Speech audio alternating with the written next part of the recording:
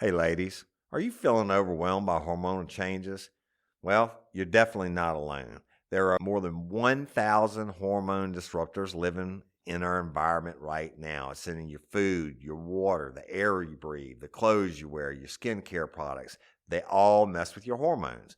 Then there's the natural hormone changes your body goes through, premenopause, menopause. And while it's a natural process, it doesn't mean you have to suffer through it. The good news is you don't have to suffer through it anymore because now you have Hormone Harmony, a formula made only with herbal ingredients that are shown to reduce hormonal symptoms in women of all ages. Hormone Harmony is not just a hormone supporting supplement, it's become a phenomenon. Women can't stop talking about it on social media. A bottle of Hormone Harmony is sold every 24 seconds. And the biggest benefit? Well, my wife says it makes her feel like her own self again. And that's what women mention over and over in the reviews. And there are over 30,000 reviews for Hormone Harmony. And for a limited time, you can get 15% off your entire first order at happymammoth.com. Just use code RLRC at checkout. That's happymammoth.com and use code RLRC for 15% off today. That's happymammoth.com and use code RLRC. You may not realize it, but every minute of every day, you're enjoying your First Amendment freedoms. You can wear what you want, give out your opinion for free, even if it's unpopular. Listen to your playlist. You can put a sign out on your front lawn that says, "Vote for Bigfoot, someone you can believe in." Pray to the God of your choice, or don't. You have the right to hang with a posse that thinks like you do. Tell the government what you think about its policies. They're the freedoms that let you be you, and they're all brought to you by the First Amendment. Moving like a river in my soul. Learn more at freedomforum.org.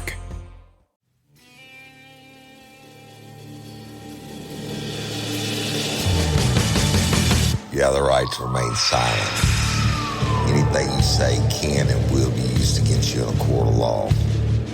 You have a right to an attorney prior to and during any question. If you can't afford one, the court will appoint one for you. Do you understand your rights? When the wolf is at your door, your running's over, that's for sure. He already knows all about you. Cut you down, no matter by you. Now you better walk the line.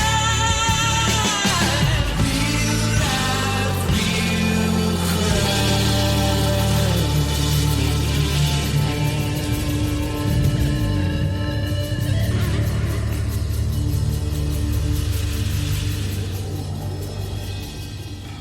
Warning, this episode of Real Life, Real Crime, the podcast, may contain descriptions of acts of violence or that of a sexual nature and should be for people that are 18 years or older. Heed my warning, people. I do not get the facts of these cases off of the internet or from some television show. The facts I'm retelling you were presented to me by the victims of the crimes or the perpetrators who committed the crimes against the victims. My descriptions of the crime scenes, what I saw with my own two eyes. If you're going to get offended, please turn this podcast off now. Thank you.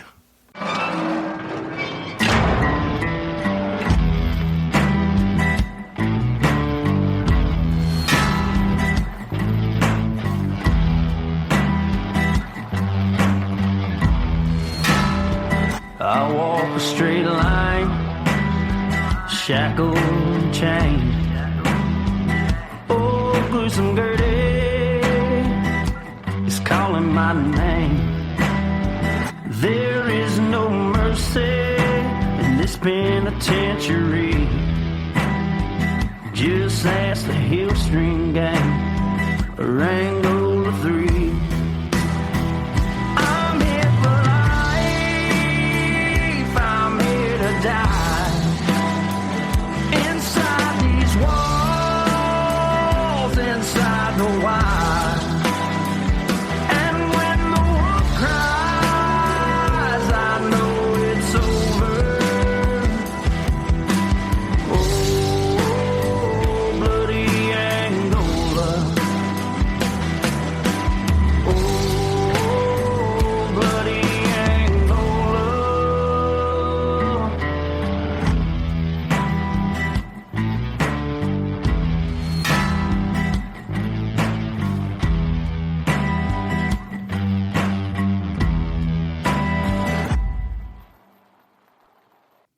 Hey, everybody, and welcome to Bloody Angola, a podcast, 142 years in the making. complete story of America's bloodiest prison. And I'm Jim Chapman. And I'm Woody Overton. And it's season 5, episode 5 already. Already. Time marches on, right? And I want to say thank you again to all our Patreon members. You rock.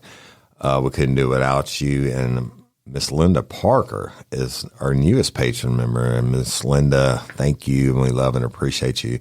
Hey, y'all, if you can't be a patron member, we get that too. We love and appreciate everybody. And please continue to like us and share us and continue to help us grow.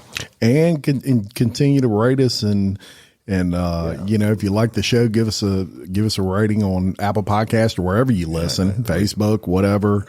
It really helps. Yeah, the reviews definitely help in the algorithm. Yep. So we've given you a bunch of different stories this year. Our most recent one was the rodeo, which is still going on in Angola. And this story we're about to tell you, we're gonna tell you all about the crimes. We're gonna then get into the court proceedings and the incarceration of this guy. His name is Daniel Blank. And these murders took place in what's known as the river parishes of South Louisiana. For those unfamiliar what the river parishes are, they're classified as the Louisiana parishes that divide the Mississippi River. They include Ascension Parish, St. John, St. James Parish, and it's kind of like working your way towards New Orleans. So before we get into this particular killer's time in Bloody Angola, we're going to tell you about the crimes, and we're going to start off with the victims. And the first one we're going to tell you about is Victor Rossi. Now, Victor Rossi lived in Ascension Parish, Louisiana, and he was 41 years old. What do you kind of describe where Ascension Parish is located? Ascension is just east of Baton Rouge and just south of Livingston Parish, where we're at. And y'all, when we say parishes, for you that aren't in Louisiana, we have parishes and not counties. So parish and county are the same things. Yeah, and he was a small business owner. He owned a very popular mechanic shop there in the town of Gonzales in Ascension Parish, which is a community there. Very popular mechanic shop. A lot of the police officers in Ascension Parish got their personal vehicles, and even the Gonzales Police Department got their vehicles serviced through this mechanic shop. He wasn't super wealthy, but he had done well. He was well off.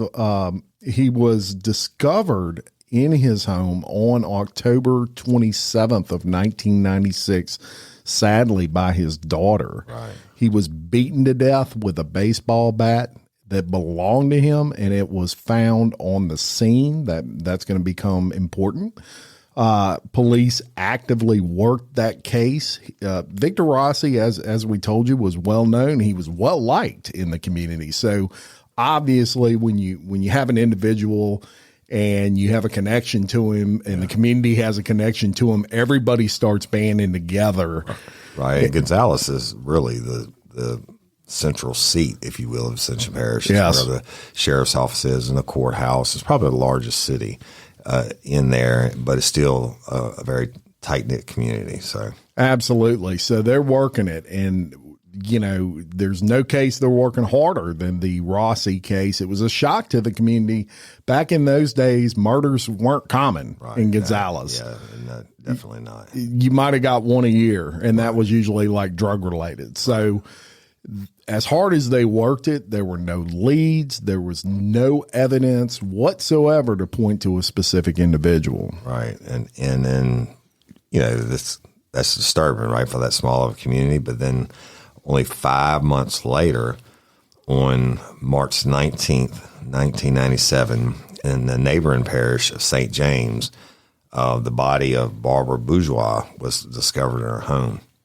Now, Miss Barbara Bourgeois was 58 years old, y'all, and on that day, a relative called police on March the 14th, a relative called the police to conduct a welfare check because they hadn't heard from Miss Barbara. Now, we used to do these all the time. relatives from out of town would call and say, "Hey, I hadn't heard from Uncle Bobby. Can you ride by there and check on him?" So that's what they did. Was it common, Woody? Typically it was probably nothing. Yeah. Well, a lot of times they were dead. Wow. And old elderly people died in their chair. I'll never forget one. We went on. It was the summertime, and you knew there was a dead body because you could smell it from outside. It was a trailer. And it was an elderly lady, and so we had to take the front door. And when it did, I almost shot my foot off because a bunch of cats came running out when we kicked the door. Oh, Lord. Scared the shit out of me. And then when we got in there, I thought it was the most gruesome homicide I've ever seen because she was laid back in her chair and her eyes were gone. Like somebody cut them out. Yeah. And her ears were all shredded off. And when we got to the autopsy, the coroner said, "She have cats?" I said, "Yeah, she had a bunch of them." But she was also very disfigured, like from the heat. Yeah. Even though the air conditioner was on, the TV was on, she was still kind of bloated to the point where we went to pick her up, her skin sloughed off. But the coroner said, "She have cats?" And I said, "Yeah." He said, "Well, that's what did all this. Her cats ate her eyes and her ears because they were hungry." Oh my gosh. that just popped in my head. I don't know why. Jeez. But anyway, so the cops show up at Miss Barbara's house and they found her stabbed to death on the floor in her living room, and she had been violently beaten to death with her own vacuum cleaner, and then she was stabbed repeatedly. Now, that's horrible, right? Miss Bourgeois was a pillar of the St. James community, which is even smaller, y'all, than Ascension, and she was an avid volunteer and special education teacher, and no one could imagine why someone would kill her so savagely.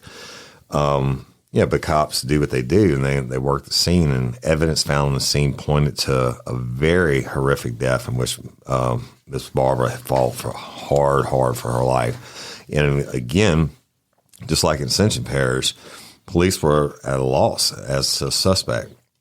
Then on April 10th, 1997, the body of Lillian Phillip P. was discovered in Ascension Parish again. So now you got 3 bodies.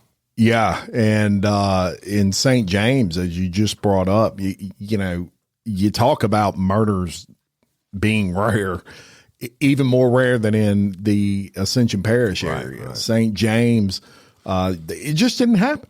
Right. I mean, you didn't have those, and so, especially for someone, as you mentioned, that was such a pillar of the community, this lady was just good as gold. Right. And teacher and who kills someone like that? And so stabs them and beats them with their vacuum cleaner. Totally at a loss. And as Woody said, another body gets discovered just 21 days after that. Lillian Phillippi was 71 years old, found bludgeoned to death with her own trophy. Again, a weapon of opportunity. Now you notice in the first murder, it was baseball bat. That was there. Now it's a trophy that was there. And then it was a vacuum cleaner. That was there. Yeah. So these are weapons of opportunities. And before we go any further, I would imagine Woody, as an investigator, you look for things like that. What did they use? Yeah. Like on Miss Barbara Bourgeois' case, the first thing you're looking for is knife sets. If she's been stabbed to death, you're working in a scene, or kitchen drawers to be open, and obviously if there's a knife set and there's one knife missing, you suspect that it could be matched up at the autopsy. But the vacuum cleaner and all that shows. I doubt if the guy carried the knife in, but that shows that he is using whatever he has on hand, literally. Yeah, and horrific. I mean, he's beating the shit out of them to death, essentially. Now that trophy was taken from a bedroom in the house. Her body was discovered in another bedroom. And in this case, the phone wires were cut, and the perpetrator killed her, then went through her safe, her purse, and then left. There was evidence to point to that. Similarities to the prior cases did include weapons of opportunity, as I mentioned, and that those weapons were left behind. Now, This was a different time. This was the 90s. So DNA was in existence in those things, but it's not what it is very, now. Very infancy stages when really only came around like 1991 and 92 and then had to be proven in court. And they did not have it all the ways that they could test today. And I can remember in 2000 having a rush letter and walking the DNA to the crime lab myself, and it still takes 6 months to get back. Yeah. They just didn't have the capability. And they didn't have cameras like they have today on every street corner. So just like the phone line was cut at Miss Lillian's house. Nobody has phones anymore. Right? Landlines. That's what it's called. Right? Yeah. So there's a lot of differences between then and now, even though it's only been 28, 30 years since that time. Now, with 2 murders so far in a short period, and now you've got a third, the community obviously is starting to take notice, especially these communities. This is not major cities. You're not in New Orleans here where you hear about murders more frequently. Right. This is just crazy weird to these people, and panic starts to set in. With the first body, yes. Miss Barber's body being a separate parish, certainly different parishes, but then we're back in Ascension Parish again. So now investigators, you got to be like, oh, shit. That's right. Maybe we got a connection here. Yeah, so gun purchases go up, alarm installs skyrocket, and self-defense classes are selling out everywhere. Police weren't ready to say it was the same person yet, but they definitely had some suspicions. Right. Then on May 9th, 1997, just 29 days after the discovery of Miss Phillippe's body, police in St. John the Baptist. Now, all these parishes border each other. Yeah, they're connected. So you're working your way south towards New Orleans. You hit Ascension Parish, then you hit St. James, then you hit St. John. Right. In St. John the Baptist, they discovered the bodies of 2 people, Sam and Luella Acuri, in their home. Right. Y'all, and Mr. Sam was 76 and Miss Luella was 69. And again, when they got there to work it was a very gruesome crime scene. There was blood everywhere. Again, like in Miss Phillippe's case, the phone lines were cut, and the murder weapon used was a cane knife, which is, y'all, if you've never seen one, it's a very large version of a machete used to cut sugarcane stalks, and it's very sharp. So it's basically got a long handle on it with this big ass curvature blade on it, to make it easier on the backs when they're cutting down on the cane.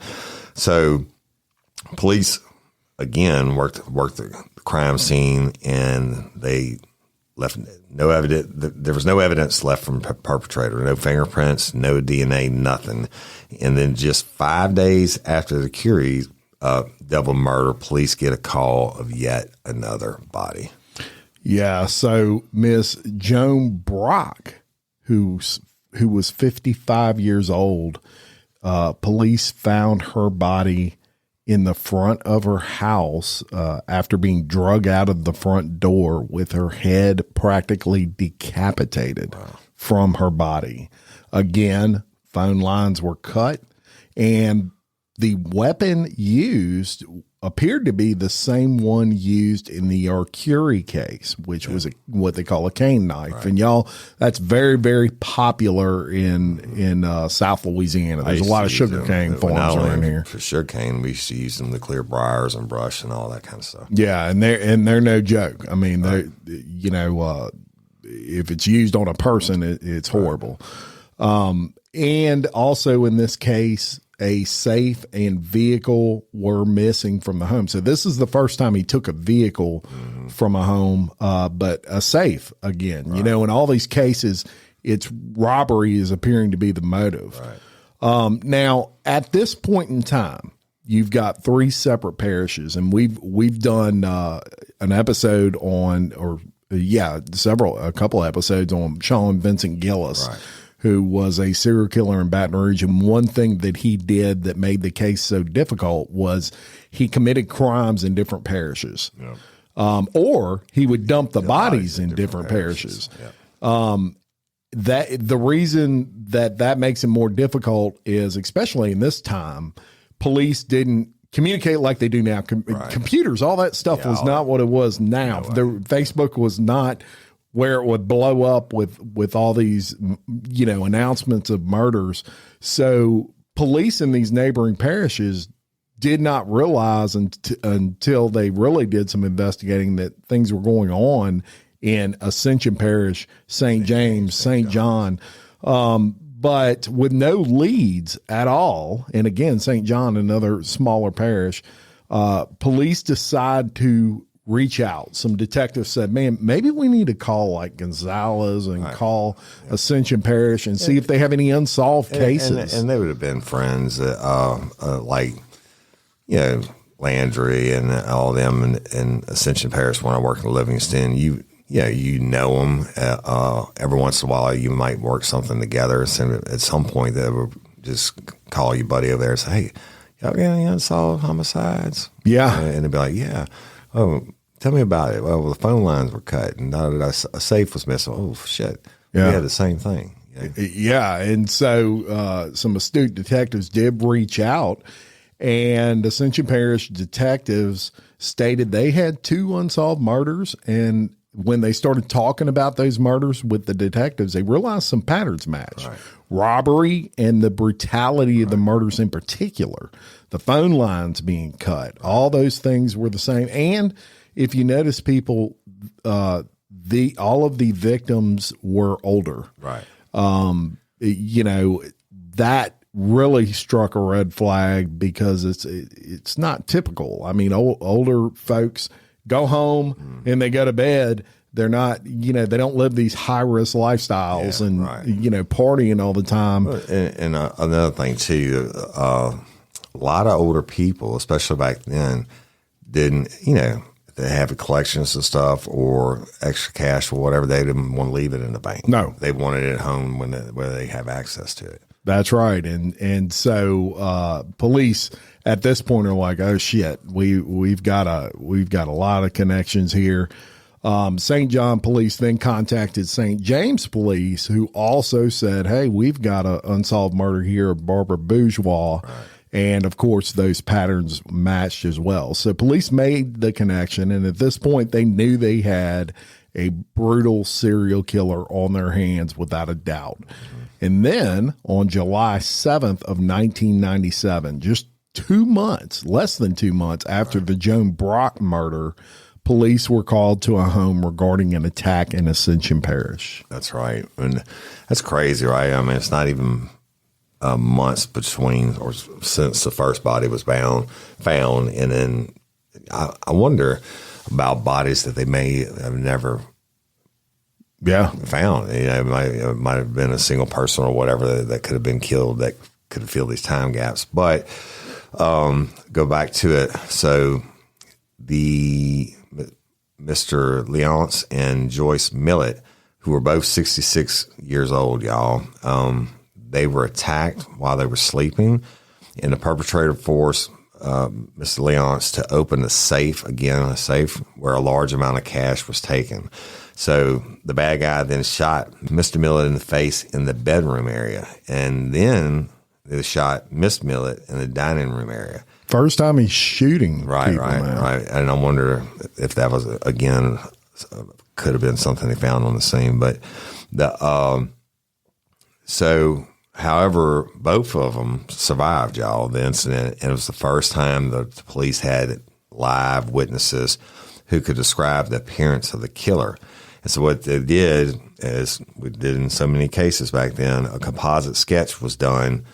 But there was a lack of physical evidence, including fingerprints or DNA, and so it made locating the suspect difficult. And police decided to turn to the FBI for help by asking the FBI to come up with a basic psychological profile, y'all, of the killer, and that's the behavioral analysis unit that you see on TV. So the FBI comes in, or they'll work and they'll look at all the different things, and on the profiles, they'll make it fit one way or another. And so the profile they came up with said the suspect will have an obvious change in lifestyle due to the amount of money taken off the victims. Like somebody that's normally poor, now they're blowing money, right? And the suspect is familiar with and likely from the area where the crimes are taking place. The profile also said the suspect will likely leave town now that survivors exist, but for a plausible reason so as not to raise red flags with family or friends. And they said the suspect is without a doubt a serial killer. And y'all, a serial killer defines a person that kills two or more people that unrelated times. Yeah. So it's not like you walk into McDonald's and shoot 5 people, you're a serial killer. No, you're doing different crime scenes at different times and killing different people. Yeah. And Woody, let me ask you, when you talk about profiling, it's amazing how the FBI does this. And they don't always get it right. As a matter of fact, in the Baton Rouge serial killer case, yeah, they got the race wrong. The race wrong, and that can, you want to lean on and take in the advice, I would imagine, of these profilers, but at the same time, you don't want to maybe lock into it so much that you totally ignore. You know how they get the profiles? No, they go into the prisons and so let's say serial killers, and they'll give them this big questionnaire and say you can't get in trouble for anything that you answer, and it covers the questions. It's like thousands of questions, and it covers them from the time they can remember as a kid to the time they got arrested for their crimes as an adult. It's just everything, favorite color to this to whatever, all these different questions. And they take them back to Quantico and they study them, and they're able to break them down into certain groups. Wow! And said that they were so successful in serial killers, they went back and did it for serial rapists and all the major crime groups. Very interesting. Yeah. And in this case, as you'll see as we move along, they were pretty dead on their profile of this guy. So shortly after receiving the profile from the FBI, the police had a decision to make. Anytime you're working a case and something like this is so high profile, you have to be careful what you put out there. Right. There's some things you don't want to put out there because you want to save something that only the killer would know, maybe. Right. It helps cut down on the crazies that call in. Absolutely. And I'm sure you get those. Yeah. And if you'll remember, people, there's a case going on right now with the Idaho serial killer where police had a ton of information, but they did not release it. And it was to the point the public was thinking these guys don't know what they're doing. The whole time they knew what they were doing. Yeah, they were just very smart about it. They didn't want to tip off the killer. Yes. So this was a similar situation to that, but at some point you have to say we've got to release some things and get the public's help. They basically out of fear of if we don't, we might be missing out on some information. But more importantly, if someone gets killed by this person again, we could have forewarned them. Yeah. So they do. They release the sketch that was made of the suspect and the results from the FBI profile. And they even open up a tip line. And as you would imagine, they get a massive response. And I'm sure some of those were from the crazies. Right. Yeah. I mean, I've got everything from, there's a shooter on the grassy knoll to Martians to whatever, right? But one of these tips was received from a video poker worker in the River Parishes area. And that's somebody that, who will work on these machines or collect the money and stuff. And part of the money goes to the establishment, part of it goes to the state of Louisiana. So, but the worker stated there was a regular whose spending habits dramatically increased and looked similar to the composite drawing. And during an interview with the worker stated that the suspect had started wearing expensive jewelry and had just purchased a brand new motorcycle.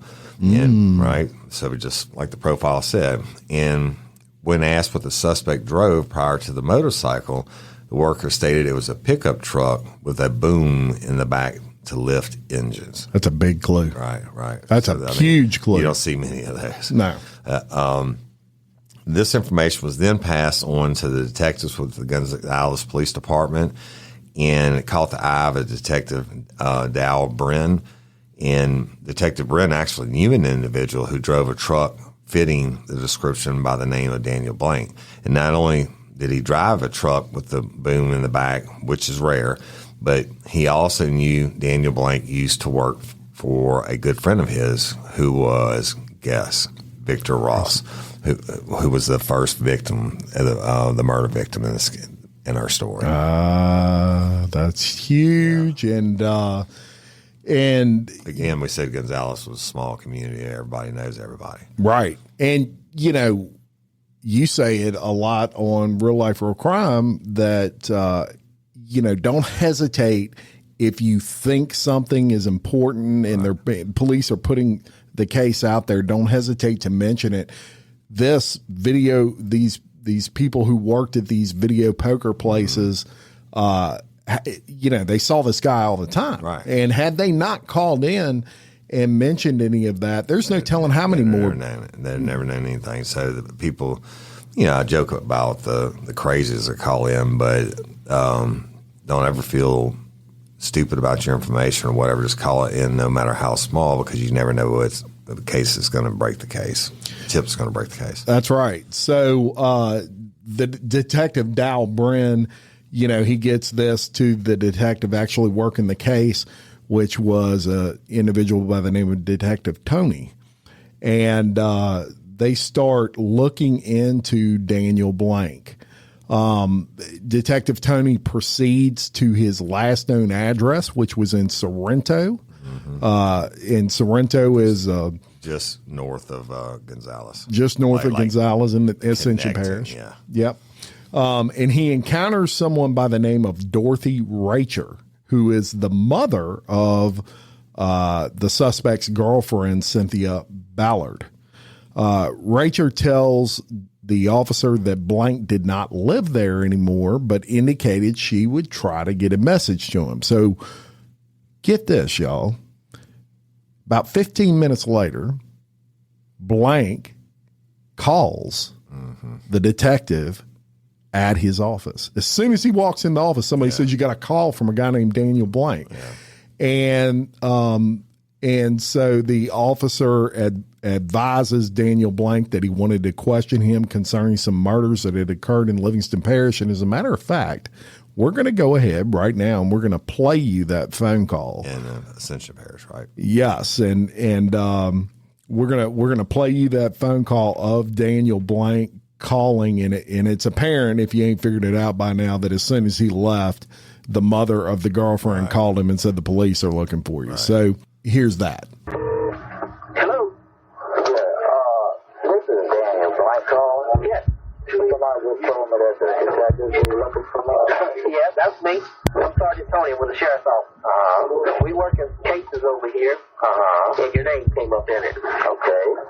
There's some elderly people that's been murdered, and one of these people you used to work for, Mr. Brock.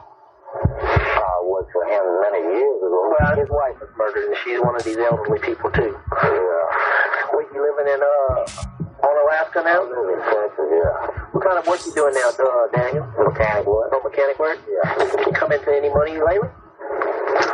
Yeah, I want some money at the casino. How much money you want? Close to $50,000, I guess. $50,000? You gonna be back in Louisiana anytime soon? Well, I was supposed to try to go down there this weekend. This weekend? Let me give you my name, and when you get in town, I'll give you my page number and you call me. All right. Now, you just heard in that clip Daniel admit not only that he had known one of the murder victims, but that he had also come into a lot of money. The detectives were at this point, they're believing this guy is not only a hot suspect, he's likely the guy that did it. Yeah. So, well, now they got to stay focused on him until they can prove it or disprove it, right? Daniel Blank, he agrees to come and meet with the officer on the following weekend and to bring proof of his gambling winnings. Blank apparently returned to Louisiana from Texas, where he was living at this point, and left documentations concerning his winnings at the casino with Miss Reacher, his girlfriend's mother. The Detective Tony, collects those documents, and he conducts a background check on Daniel Blank to determine whether his income could support his gambling activity at the various casinos. So get this, y'all. When you put that card inside of the machine to get your points, what you don't realize is going on is, or some of you may, but it's tracking your winnings and your losses. Right. And this was where they did something really smart. They issued subpoenas to these local gambling establishments, and it showed that Blank had run a total of $269,000 at 3 casinos. Wow. He cashed out a total of $220,216. So he had a net loss of almost $50,000. Yeah.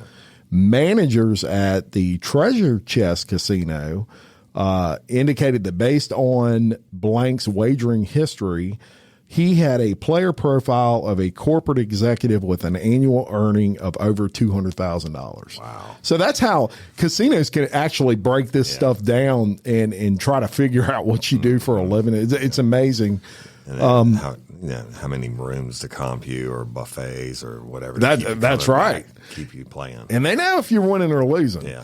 So, to contrast that with what reality was of Daniel Blank, which is something these police did, the Louisiana Department of Labor records revealed that Blank had no reported earnings for 1997 and annual earnings of only $13,767. He lost 4 times that amount. Yeah, and $5,410 in 1995. So, Department of Motor Vehicle Records said that Bellard and Blank had purchased a pickup truck, him and his girlfriend, a station wagon, a motorcycle, and a utility trailer in 1997. You got no job. And you got no job. Paying $5,000. That's right. And the task force also learned that on July 15th of 1997, Blank had purchased a mobile home for $22,000 in Onalaska, Texas.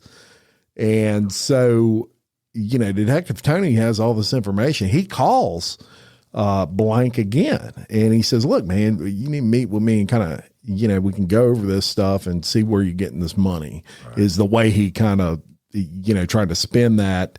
Blank says, okay, I'm coming down this weekend. Never shows. Never shows up. So,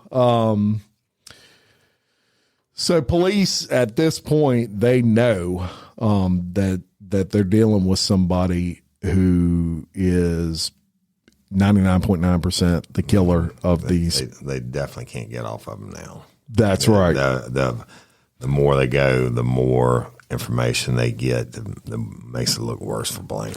Yeah, so they start digging into his background. They start trying to connect some dots. Right. So y'all... And the police were able to connect Daniel Blank to every one of the murder victims. Listen to the connections that they made. Victor Rossi, Blank worked for him, right? Miss Joan Brock, Blank worked for her husband. Barbara Bourgeois, Blank lived close to her for a time. Miss Lillian Philip P. had actually bought auto parts from her husband. The Curie's girlfriend's employer was right across the street from where they lived. Right? They also knew robbery was the primary motive, and Daniel Blank had a badass gambling addiction. Well, he sure did. And so if you're an investigator at this point, what are you thinking? I'm riding and keep digging I definitely think it's him. But keep digging until you can get that probable cause, because it's a murder. Yes. And so police eventually, the issue they're running into is he's in Texas. They're in Louisiana. Right. And you have to have the problem in all of these cases is they had no physical evidence. Right. So technically, all they had to go on was a ton of circumstantial stuff, and they couldn't force Daniel Blount to meet with them. Right. Let me interject real quick. So, look, I heard it told in a murder trial like this on the types of evidence we're talking about. If you're standing outside and the clouds darken and it's cold and you see snowflakes actually coming down, you see it and you feel it and they land on your head, they land on your face. That's direct evidence, right? Now, if you're inside and you're getting ready to go to bed and you look out the window and there's no snow on the ground, it's dry, but it's cold and the same clouds are there, and you go upstairs and you take a nap and you come back down and you look out the window and then your yard is white, 6 inches of snow, right? Yep. You reasonably can assume that it snowed. You didn't see it directly, but you can assume, and that's what's going on with Blount. They got all this, hey, we were taking a nap, but look at all this evidence. They didn't have that direct. They didn't see him do it. They don't have the DNA or whatever yet, but everything points towards him. Everything's pointing that way. And after he kind of stood him up and did not show up when he said he would to talk about all this, the detective said, well, we're going to go to him. Absolutely. So they knew where he lived in what was now Onalaska, Texas. And so Detective Tony, accompanied by members of the task force, including Officer Bren, Lieutenant Benny DeLon, Detective Todd Email, and FBI agent David Sparks, proceed to Onalaska to interview him. And they were armed with search warrants for both his home and his business. He had a business there. So the task force encounters him on November 13th of 1997 when they arrived at his place of business. He had a business called Daniels Automotive, and he readily agreed to accompany these officers to the Onalaska courthouse. And so for the next 12 hours, Detective Tony and other members of this task force questioned Daniel Blount, first about his spending habits and later about his participation in the murders. Now, in the interview, they were hammering him, absolutely hammering him on money. That's obviously where they felt like they had a really strong case. Remember, we told you they went back through his background. They tracked his gambling spending. He was $50,000 in the hole, yet he was driving a car in Texas that he paid $20,000 cash for. He paid like $20,000 for his trailer that he was living in there, all cash. And he furnished it with like $1,000 worth of furniture. And they knew, as a blue collar mechanic, he was making in the neighborhood of about $40,000 a year, even if he was getting paid cash. Well, Daniel Blount was trying to explain this away by saying these were gambling winnings. This is where are you getting this cash? Oh, I win it at the casino. What they're doing is they're locking him into his statements. I mean, they asked him a question about it, and I wanted a casino, right? That's your story, right? So you lock him into it, and then you come back and circle back around and do what they're about to do. Yeah. So they kind of lay it out there, and they say, look, we've been tracking this. We know how much you've won and lost at the casino. You're in the whole $50,000, Daniel, and you didn't make by $5,000 last year. And you can see in this interrogation that it's pressure, man. This guy's feeling a lot of pressure, and these detectives are really astute at interrogation. So they ask him at some point if he would agree to take a polygraph, and they do three separate polygraphs, and Daniel Blount fails every one with flying colors. Yes, we're talking about they probably did 3 different ones because of the amount of victims, and there's usually 3 questions that are directly related to the victims. Instead, they don't say, "Did you kill Miss Barbara?" You never do that because that's an emotion-evoking term. You'd say something like, "Did you know Miss Barbara Bourgeois? you can get them to say yeah and say, have you ever harmed Miss Barbara Bourgeois? Defining that as everything from punching her in the mouth to beating her with a vacuum cleaner, and then get them to say no. But the question on the test would simply be, have you ever harmed Miss Barbara Bourgeois? And it would come back as deception indicated, which they're saying he took 3 separate tests. I would assume that they're on 3 separate issues, and he had deception indicated to all of them. Yeah. So, and you have to remember, this is over a 12-hour time period. Right. So they are trying to also emotionally connect with Daniel Blank. Yep.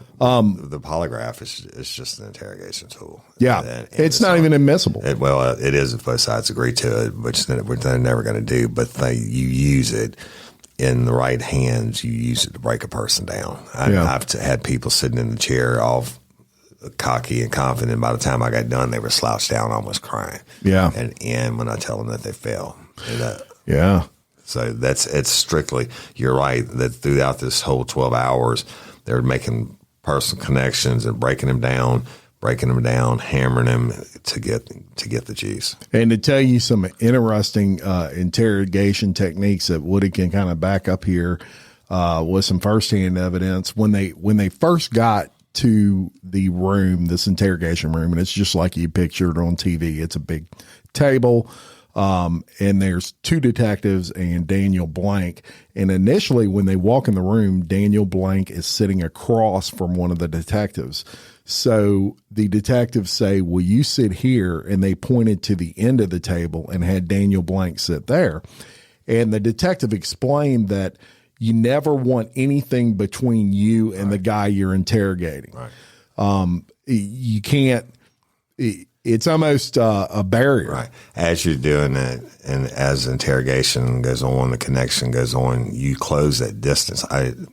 Close this distance with the person that you're interrogating, and you may have to put your hand on their knee and get closer. And some of them you got to cry with, and some of them you got to pray with, and some of it just, everybody's different. But yeah, I would always close that gap and make that personal connection, because even a hard ass, if they believe that you're maybe trying to save their life or whatever, and you get on them, and most people want to unburden, and you just got to get in there and get it. Yeah. So and that's just what these detectives did. And the detective that was actually leading the interrogation, he noticed that every time he brought up Daniel Blank's mother, Daniel Blank would emotionally interact with that. He would get upset. Daniel Blank's mother had passed away 3 years before this interrogation, and they knew that.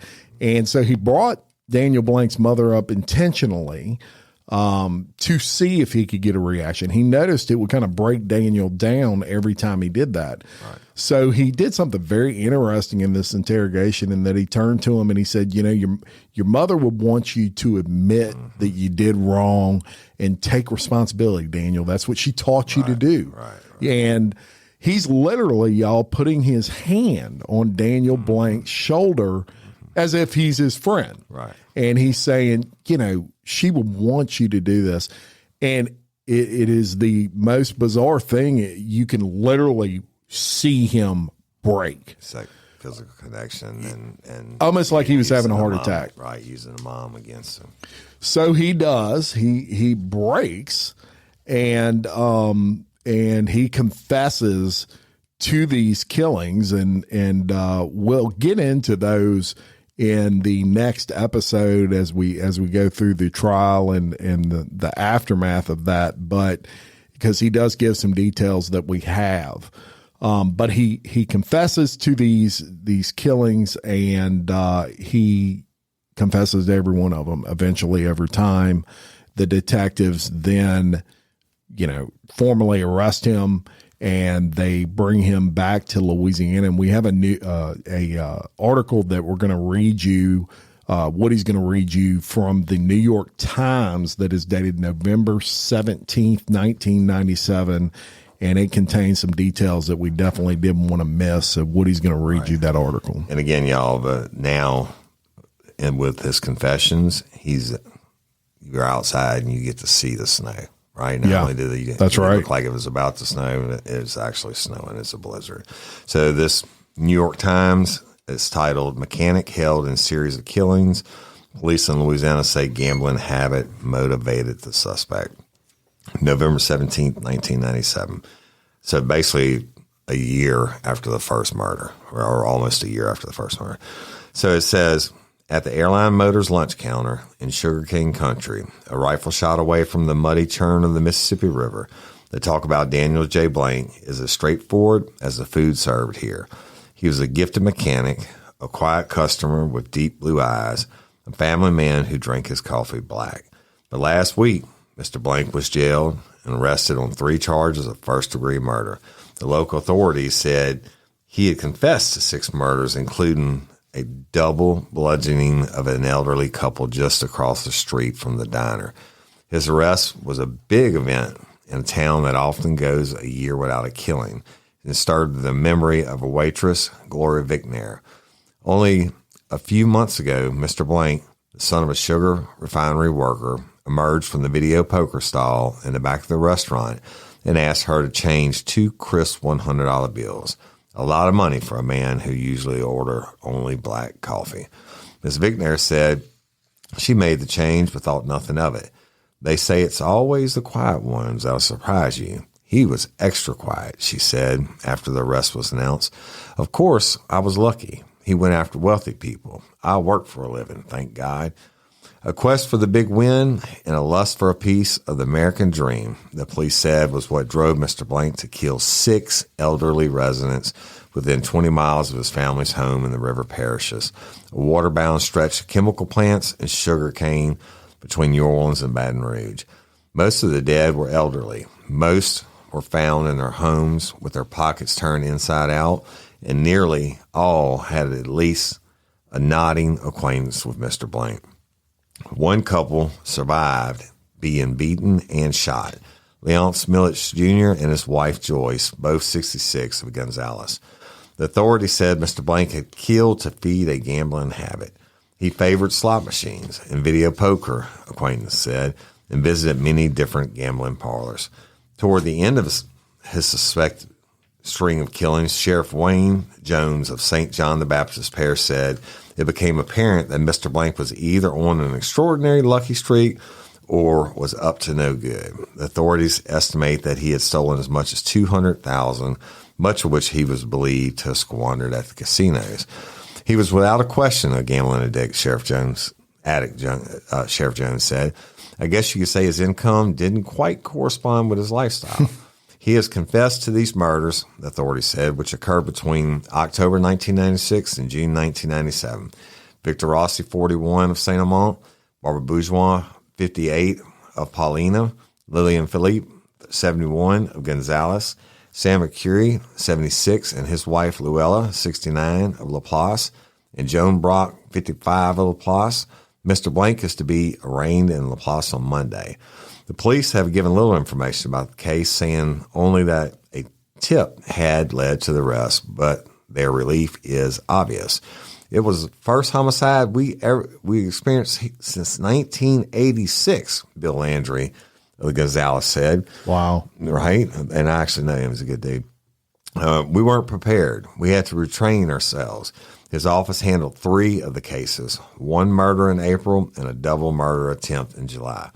Acquaintances and family members said that since the killings began late last year, Mr. Blount had lived at a notch or 2 above transient status, making 3 moves in the river parishes and then moving in this summer to a small resort town in eastern Texas. Mr. Blount was taken into custody on Alaska, Texas on Friday, about 4 months after he reportedly tried to buy a 4-bay automobile repair shop there for $65,000 in cash. During this time, Mr. Blount periodically appeared at his boyhood home, a jumble of trailers and frame structures in Paulina, west of Laplace, to report on his new fortune. Once Mr. Blount, known as Bone to his family, wheeled into the dusty yard on a shiny red Suzuki motorcycle. On 2 other occasions, he arrived with huge cardboard copies of checks from casinos in nearby Kenner and Baton Rouge. Checks payable to Daniel Blount totaled $33,000. Daniel went to casinos pretty often, said Mr. Blount's sister, Sally Blount, a 34-year-old cosmetology student and one of 8 siblings. He said he won big, and he showed us the papers to prove it. He told us they took his picture at the casino. Sally Blank said the family had taken her brother at his word and had been shocked by his arrest. Her brother had been in trouble before, Miss Blank said, but not since he was a teenager. He burned down a building when he was a teenager and had to go to reform school, Miss Blank said. But a lot of teenagers get in trouble. I don't think he did it, at least not all alone, not all by himself. Mr. Blank had apparently been living quietly in Onalaska, a small town a few hours from Houston, in a double-wide trailer with his wife Cindy and their 4 children. He was working as a mechanic out of a former muffler shop he leased from Don Evans, a retiree in Onalaska. What happened was the mayor referred him to me, said he was looking to buy a piece of property, Mr. Evans said. I leased him the shop, although he did offer to buy it, said he'd pay me $65,000 in cash. That kind of scared me, Mr. Evans said. I refused. Mr. Evans said he was later told by his 12-year-old daughter, a friend of Mr. Blank's 12-year-old daughter, that Mr. Blank had made a fortune playing video poker machines. To Mr. Evans, Mr. Blank was an expert mechanic. I've been at this for 35 years, Mr. Evans said, and just from talking to him, I knew he must have been born and raised a mechanic. That boy knew transmissions inside and out, and I don't know about all the gambling nonsense. It seemed to me he was interested in being successful in business and living in a way he had never been able to as a kid. Well, the problem was, Mr. Evans said Mr. Blank nearly broke when the Louisiana and Texas authorities surrounded his trailer on Friday. Among the items recovered, according to the news accounts from Texas, was a cane-cutting knife, apparently smeared with blood and hair. Uh-oh. Right? Mr. Evans locked the repair shop after Mr. Blank's arrest. As he went through the jumbled contents of the office, he said he came across the latest bank statements of Daniels Automotive. He had $123 in it and 11 cars in the lot waiting to be repaired, Mr. Evans said. Thank God they arrested him, Mr. Evans said. I tell you what, I think he was just about ready to do it again. Yeah. Hell of an article. He was running low on money, brother. And I thought that was very well written. Yeah, it really was. Nobody reads them better than Woody does. Yeah, that was a good find. That was a you know, really good piece. Christopher Cooper wrote that, y'all. Shout out to you. Yeah, shout out to him. And we're not even scratching the surface of what you're going to hear in the second episode of this. I don't know how there's not been a movie about Daniel Blank. People have contacted me over the years about it, and I think you and I talked about it before, but this is a bad dude, man. He's a bad dude, and we want to put this out there because we did this before, and it worked, and of course, one of our favorite episodes of all time was when the detective Mr. Donald Duck Sharp came in just a few weeks ago and did an interview with us. If any of the detectives that work closely on this case would be willing to come on Bloody Angola and do an interview with us, we'd love to talk to you. If any of y'all know these detectives, reach out to them and tell them we'd love to talk to them about it. Is deceased now, but so you're talking about 2007, 17, over 25 plus years. Yeah.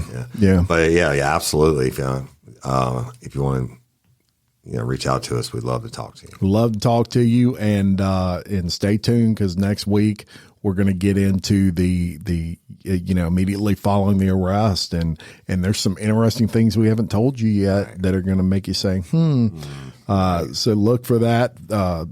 Thank you to all the patrons. As we said at the beginning, please rate, comment, subscribe, and leave a review, and follow us on your favorite network as we work to spread the word. Yes, indeed.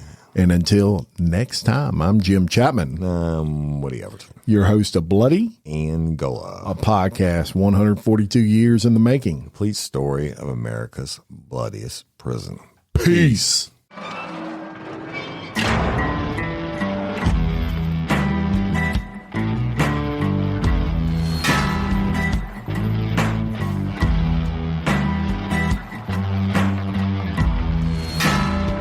I walk a straight line, shackled and chained.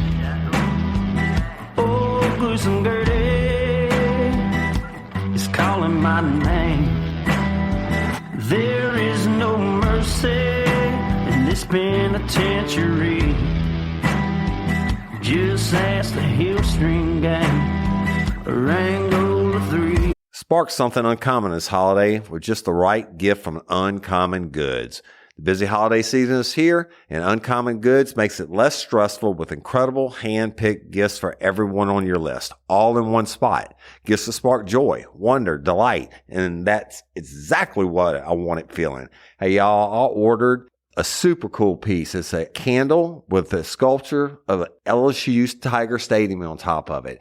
And each officially licensed laser cut wooden replica features up to 4 layers of detail, creating a bird's eye view of a specific football field, seating section, and more. And every label includes your stadium's name, the team's logo, and school location. And it has a coconut, soy, vegan wax infused with sandalwood smell that creates tailgates and touchdown scent profile, reminiscent of game day. It's invigorating like fresh cut grass and nostalgic like smoke from a pre-game grill, and calming like the crisp autumn air of a new semester on campus. Y'all, I love it. I have it at the base of my TV, and I'm ready to watch the Tigers play on Saturday night, right? Uncommon Goods. Look, when you shop at Uncommon Goods, you're supporting artists and small independent businesses. And many of their handcrafted products are made in small batches. So shop now before they sell out this holiday season. Uncommon Goods looks for products that are high quality, unique, and often handmade or made in the U.S. They have the most meaningful, out of the ordinary gifts anywhere. They even have gifts you can personalize. From holiday hosts and hostess gift to the coolest finds for kids, to hits for everyone from the book lovers to diehard sports fans. Uncommon Goods has something for everyone, not the same old selections you can just find anywhere. And with every purchase you make at Uncommon Goods, they give $1 to a nonprofit partner of your choice.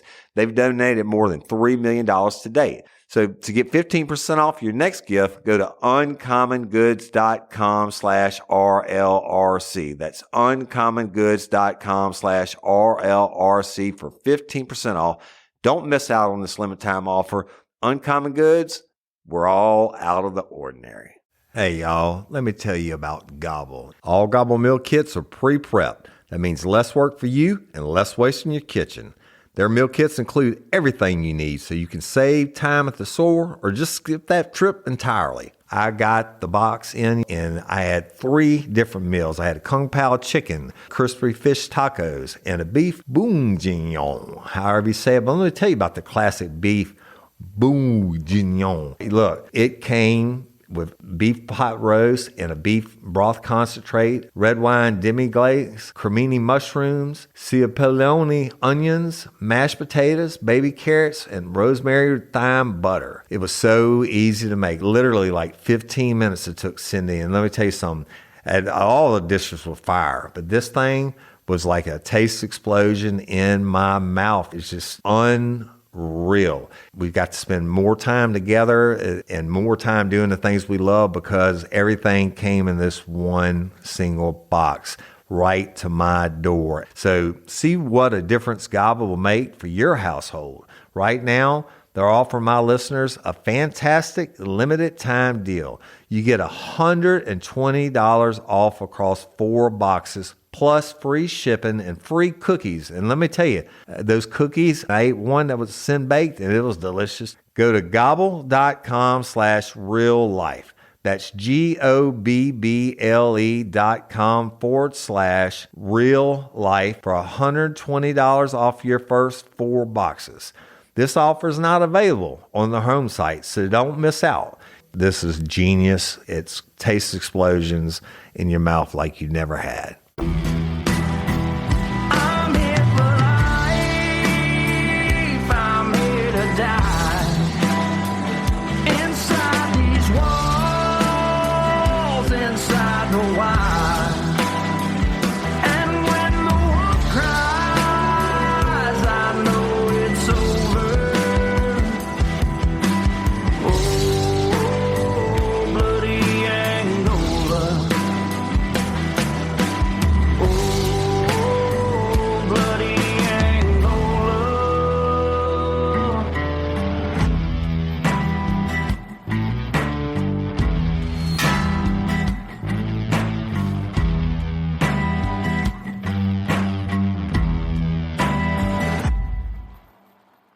Hey, everyone, and welcome back to Bloody Angola, a podcast 142 years in the making. complete story of America's bloodiest prison. And I'm Jim Chapman. And I'm Woody Overton.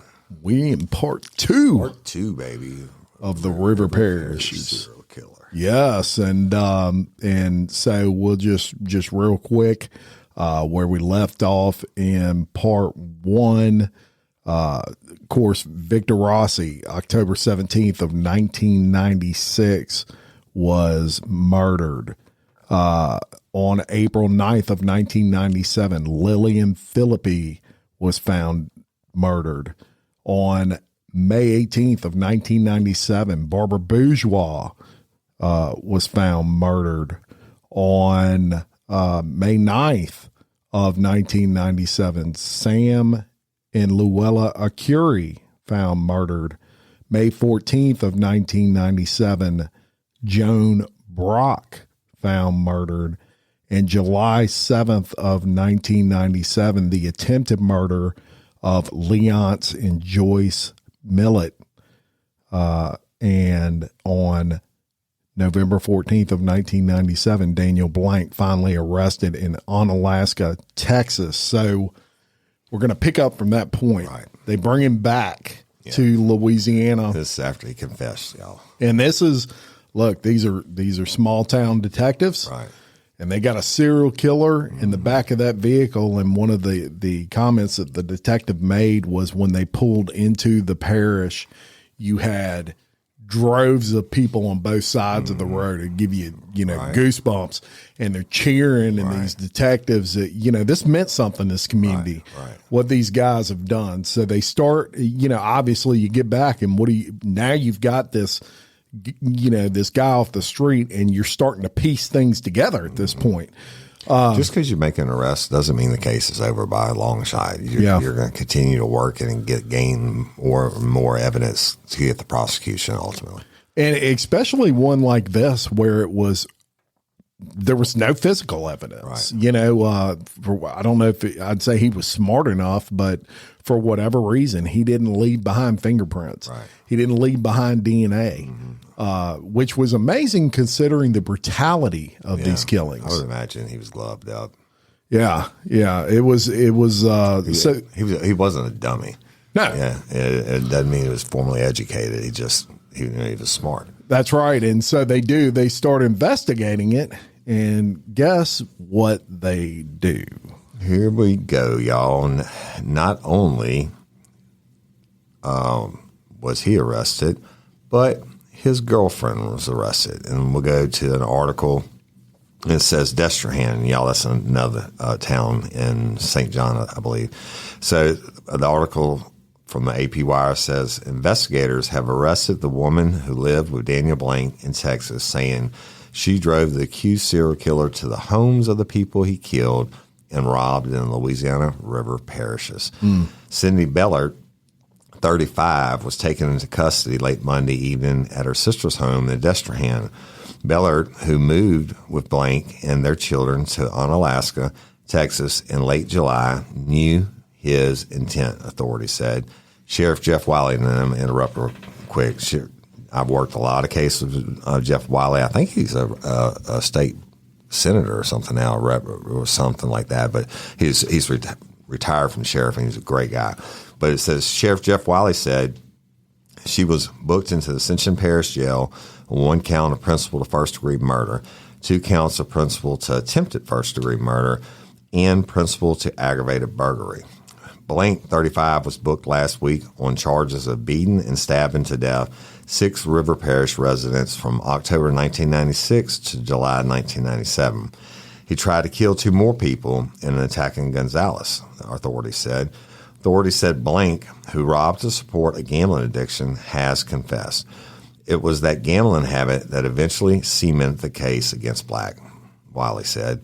In Texas, where Blount was picked up for questioning last Thursday, Polk County Sheriff Billy Ray Nelson Jr. said authorities had been tipped to Blount's lavish spending at Louisiana casinos, including one where Blount was throwing around $100 bills as if he were a wealthy man. One of the houses where he killed, he stole $100 bills, Nelson said. Nelson said authorities weren't expecting a confession when they searched his auto repair shop and home last Thursday. But about 8 hours into interrogations, Blount began giving details of the crimes, launching into half-hour accounts of each attack. Nelson said, in one incident, he told investigators how he had killed a woman in her backyard and then dragged her into her home. Nelson said, in some cases, Blount told authorities he lurked around the victims' homes for hours before killing them. What he said was just so creepy, Nelson said. Wiley said Blount would hang around the victims' homes in the dark of late night or early morning, hoping the occupants would eventually leave. Unfortunately, the people didn't leave, Wiley said. Leonce and Joyce Millett, both 66 of Gonzales, survived an attack in their home last July. The victims in the other attacks were Victor Rossi, 41, of St. Amant, Barbara Bourgeois, 58, of Paulina, Lillian Philippe, 71, of Gonzales, Sam McCurry, 76, and Luella Acuri, 69, of Laplace, and Joan Brock, 55, of Laplace. Wiley said Blount often used weapons he found inside his victims' homes. Wiley said he didn't know if Beller would be connected to Blount's alleged crimes in other parishes. Efforts to contact other authorities Monday night were not successful. Wiley said Bellert was questioned when Blount was arrested in Alaska.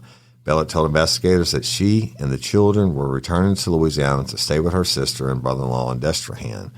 Investigators always had a strong suspicion that Bellert had helped Blount, Wiley said, adding that it was impossible for her to have lived with Blount for several years without knowing of his crimes. In some cases, Blount stole victims' cars to transport stolen safes, which he took to his home in Paulina to break open, Wiley said. He said 2 of the safes have been recovered, one in St. John and one in Ascension. She's living with a man spending a significant amount of money with very little income, Wiley said. He's gambling, buying a house, tools, setting up a business. Someone living with him had to wonder where all that money was coming from. Right. Right? And great article. And I'll tell you, that to them was also a piece of a puzzle because remember, no physical evidence.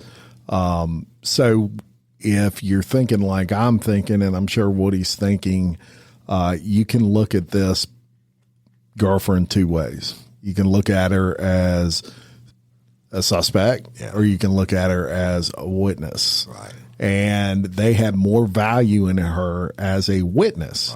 Right. They were concerned. They were concerned because although they had, just tons of circumstantial evidence, and cases do get, people do get found guilty, strictly on circumstantial in some cases, but it's a roll of the dice. Right. So what do? They go to her and they say, look, we'll go ahead and we'll drop these charges against you. We'll drop them all.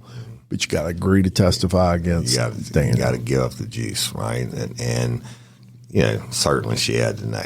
Absolutely. And so what does she do? She says, hell yeah. Because y'all look, when principle 2, it means you're just as guilty.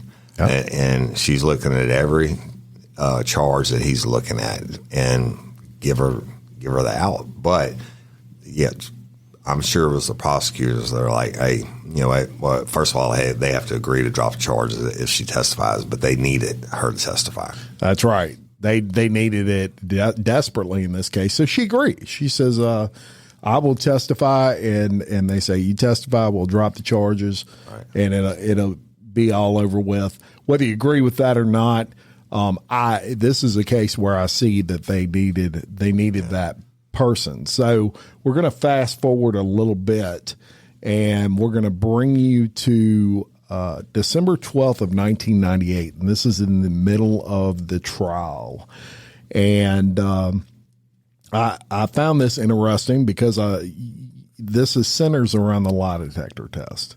And so I'm going to read you this article. FBI agent testifies suspect blank failed lie detector test. So an FBI agent testified in court Wednesday that accused multiple murderer Daniel Blank failed a lie detector test on the day he was arrested in Texas. Near the end of a day-long hearing on a motion to suppress the video and audio tape confessions of blank, Assistant District Attorney Charles Chuck Long asked FBI agent David Sparks of Houston, Texas, why he questioned blank after administering the polygraph test to him in Onalaska, Texas on November of 1997. Sparks said he wanted to find out why blank had problems with the test. Did you find out? Long asked. No, he didn't tell me why he failed the test, Sparks replied. Defense attorney Glenn Cortello immediately objected, arguing the results of the polygraph examinations are not admissible in court. Long countered that Cortello and his co-counsel Andy Van Dyke contended in their motion to suppress evidence that police officers lied to blank about the results of the test in order to get him to confess. Therefore, Long said he had the right to show blank failed the test and there was no reason for detectives to lie to him about the results. 23rd Judicial District Judge John Padovin did not immediately rule on the issue. Ascension Parish Sheriff Detective Mike Toney and St. John the Baptist Sheriff Detective Todd Email testified in length Wednesday about the 12 hours they questioned blank in the 6 slayings and 2 attempted murders. In Ascension, blank is charged with murdering Victor Rossi of Santa Ma and Lillian Philippi, 71 of Gonzales, and attempting to murder Leonce and Joyce Millett, both 66 at the time they were assaulted on their home in the outskirts of Gonzales. In St. John Parish, he is charged with the killings in Laplace of Joan Brock, 58, and Sam Arcuri, 76, and his wife Luella, who was 69. So y'all, they're trying the cases in Ascension Parish first. And even though there's 6 victims, they were because they were in different parishes. That's a different jurisdiction. They have to try them separately. Yeah, he's got to answer for all those crimes separately. And then, so the very next day, something happens. I guess Daniel Blank was getting a little bit nervous. Right. The prosecution's putting on a heck of a case. Mm-hmm. And this was published on December 11th of 1998. It says, Suspect in Murders Attempts to Escape by John McMillan of the River Parishes Bureau.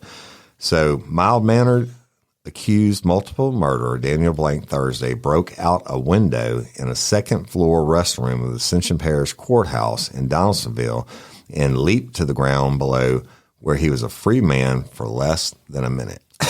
Now, y'all take that in. Right. You had the River Parishes serial killer break out a window and escape. Right. Yeah. So what he's going to tell you how the hell that happens. Within 30 to 45 seconds, he was apprehended and back in custody, Ascension Sheriff Jeff Wiley said. Departmentally, we've responded in a quick fashion, but it shouldn't have happened. There was a security breach here to an extent. Blank, who usually registers no emotion in his court appearances and is described by his attorneys as very quiet, was being brought into the courthouse for a hearing when the escape attempt occurred. The hearing was on a motion to prevent the use of a videotape confessions he made to 6 River Parish slayings and 2 attempted murders. Wiley said 4 correctional officers brought the small, slightly built defendant into the courthouse from the Ascension Parish prison. It's funny, I'm going to interrupt so y'all understand this. So the Ascension Parish prison is actually outside of Donaldsonville. So Ascension Parish is actually split. The Mississippi River splits it right in half. So it had the Sunshine Bridge is what they call it. It goes over to where that, and I've been in that prison many, many times. So handcuffs, leg shackles, and a bulletproof vest were removed from Blank in an anteroom between the 2 courtrooms on the 2nd floor of the old courthouse building to make him presentable for court, Wiley said. After those items were removed, he told officers he had to defecate bad, Wiley said. Yeah. 2 of them walked him back to an area that's used as a juror room or judge's chambers that has a bathroom. They made a decision to let him take care of his business, Wiley said. The officers partially closed the bathroom door, and Blank sat down on a toilet in a stall. In rapid fashion, he leaps up and slams the bathroom door shut and locks it and grabs an old antebellum window shutter and breaks the glass and leaps out. All right. I'm going to stop you real quick. Yeah. You're an officer. Yeah. And this dude's taking a shit. The door slams and locks. What's going through your mind? Oh, fuck. I'm about to lose my job. Let me tell you what. Yeah, I had so many bad guys, especially during the interrogations, et cetera, that a lot of times they get nervous when I had to take a shit right before they give me a confession. And you better believe every one of them, I stood in there with the stall open and I listened to them shit and I watched them shit because I wasn't taking my eyes off of them. I mean, this dude killed 6 people, man, and attempted to kill 2 more, right? And he just shut and locked the door on you. And he slammed. That's the old shit moment. Unshackled. Yeah, unshackled. Yeah. Hey, you could poop with a shackles on. Yeah, but they just fucked up on that one. No doubt about it. So so he breaks the glass, y'all, and he jumps out. And the sheriff said Blank landed on the roof of a 1-story building adjacent to the courthouse and then jumped to the ground. Sheriff's deputies outside the courthouse spotted him and chased him down. He didn't. I could imagine they're seeing this dude jump on the ground and they're like, that's a serial killer. That's a serial killer. Oh my God. So he didn't get far, Wiley said. Blank was then put in the prison van and taken back to jail, Wiley said. The sheriff then called District Judge John L. Paytavin, who was conducting the hearing, and the judge asked that Blank be brought back to court to complete the proceedings. The judge's order was carried out, and the hearing, with Blank present, was conducted. The judge said he would study the motion to suppress Blank's confessions before issuing a ruling. So, y'all, this isn't a trial. This is one of the many motions to suppress and all kinds of stuff that the defense tries to do. It's a free shot for the defense to find out what the prosecution has. But our article continues. It says, later, Blank was examined at Prevost Hospital in Donaldsonville, where it was discovered he had broken a heel bone, the sheriff said. Blank was being treated for his injury at a state hospital that he declined to name. I don't want to blame the escape, on an antiquated courthouse, but we've always been at a disadvantage in that old courthouse, Wiley said. It has no bars on the windows. The reality is we have no inmate bathrooms, no inmate holding facility, but the primary cause was our inattention. You don't partially close the door on a murder suspect, the sheriff said. We had sufficient personnel, and our options were to tell him, you can't use the bathroom, but we're all sensitive to his constitutional rights, and they made the call to let him. They should have reshackled him or stayed on each side of him while he used the toilet, Wiley said.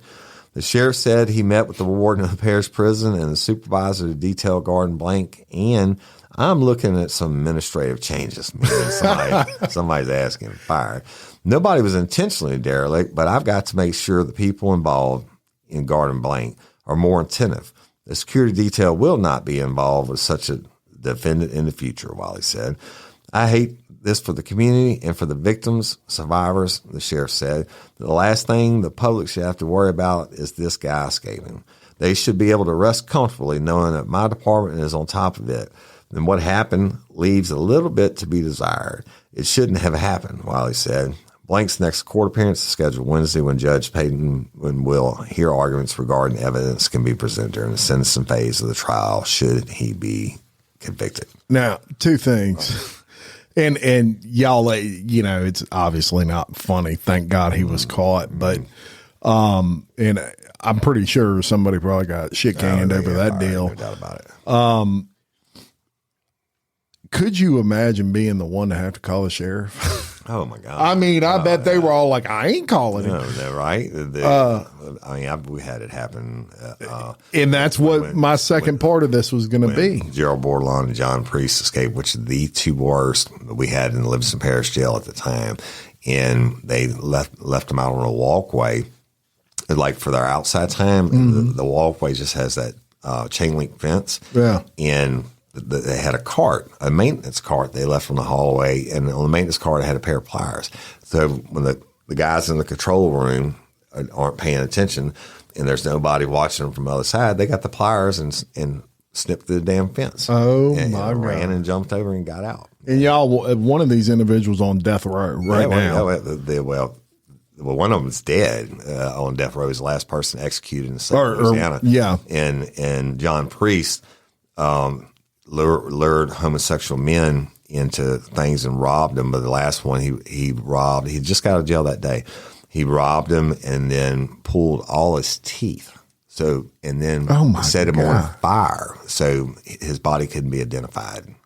Wow. Yeah. And I mean, he's a bad dude. That dude's evil. So he's doing multiple life sentences, but he's in Bloody Angola. He's in Bloody Angola. Sure is. We might have to do a story one day. Yeah. Because he was he's a young kid too, just fucking evil as fuck. Holy shit. So yeah, I'm pretty sure you're going to have your hands on this cat at all time. Oh yeah. And so whoever that was didn't last long, I'm sure. Now, in any trial, the defense is going to, you might as well expect it. They're going to do profiles, right. They're going to get with psychiatrists and these psychiatrists do these evaluations. And Daniel Blank was no different. And during the trial, as is standard with pretty much all your violent murder cases, he undergoes this evaluation with a psychiatrist and was diagnosed with what's known as schizoaffective paranoia disorder. Now, if you're wondering what that is, it's a mental health disorder that is marked by a combination of schizophrenia symptoms such as hallucinations and delusions and mood disorder symptoms such as depression or mania. There are two types of schizoaffective disorder, both of which include symptoms of schizophrenia. There are bipolar type, which includes episodes of mania and sometimes major depression, or depressive type, which includes only major depressive episodes. And it affects people differently, according to psychiatrists. It was also discovered that he had a learning disability that hampered his verbal ability as well as his understanding of abstract concepts, which is a fancy kind of like psychobabble jargon, basically saying he didn't know how to deal with his emotions like a normal person. Well, whatever. Cry me a fucking river. Right. I mean, I don't give a shit. You killed 6 people. Every death penalty case they put on these, these so-called experts, and they come up with the same shit every time. Yeah. What they're trying to do is ultimately, if he's found guilty, they're going to say, hey, look, here's a mitigating circumstance why he shouldn't be put to death because he doesn't think like the rest of us. And the death penalty phase, series 1 through 10, they did the same thing. Yeah. They brought in 2 different, a neuropsychologist and a psychiatrist, and they said the same shit and whatever. Well, and here's the way I would, if I were a prosecutor, kind of poke bullshit in this whole thought process is in regards to his cognitive ability. I would say he probably had some upper level cognitive skills, because that's cognitive ability, y'all, is the ability to problem solve, basically. This guy was a master mechanic. Yeah. That's all about problem solving. Not only that, he didn't leave any trace of himself at the crime scenes. That shows planning and that he was smart, like I said earlier. That's right. And he wasn't book smart. As a matter of fact, he only made it to the 8th grade. His reading was on a 3rd grade level, they say, but his IQ was an 85, which is on the lower side of normal. Yeah. And IQ test, Yeah, I'm sure that if I'm facing the death penalty, I can play dumb on an IQ test too. So they go through the trial, y'all, and eventually they come back with a verdict, and that was what we're going to read you now is the verdict for the Joan Brock case. And it was he was sentenced to death. So right. So this article is on April 11th of 2000. Says jury took less than 45 minutes Monday to sentence Daniel Blank to death for the slaying of Laplace housewife Joan Brock on May 14th, 1997. Saturday, it took the same jury 7 hours to find Blank guilty of the same murder.